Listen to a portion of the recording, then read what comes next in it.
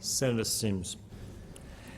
Thank you, Acting Deputy President. I might take this opportunity to respond to some comments made in relation to this bill during the previous debate.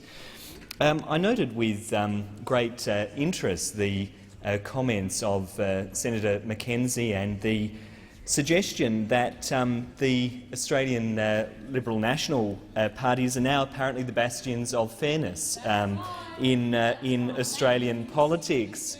Through the looking glass, indeed, because this comes at the same time that the Liberal National parties have been talking about increasing the GST from 10 to 15%, a huge impost on Australian families. But, of course, we know that the Liberal National parties are the party that tend to focus on the interests of the rich and powerful, but when it comes to the most vulnerable members of our community, they are missing in action. And so much of this particular legislative approach seems to be based on this idea of the mythical Australian graduate who is earning, hundreds of thousands of dollars a year working on Wall Street.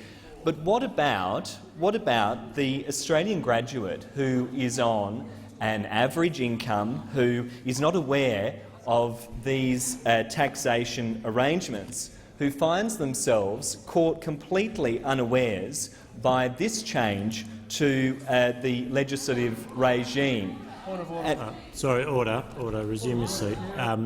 Point of order, Senator Whish-Wilson. I don't think the good senator can hear himself talk at the moment. There's that much noise down this end. Thank you. It is a fair point. I'd ask senators who wish to continue their conversations to do so elsewhere. Thank you. Senator Sims. Thank you. The point that I was making is that our concern is about those young people and Australians who are living overseas who are not aware of the change to the taxation regime. And of course, people plan their lives on the basis of this kind of legislation, and to expect Australians who are expats living overseas to follow the vagaries of Australian politics seems naive and out of step with the way that most people plan their lives. So that's why the Australian Greens have been advocating for a different approach.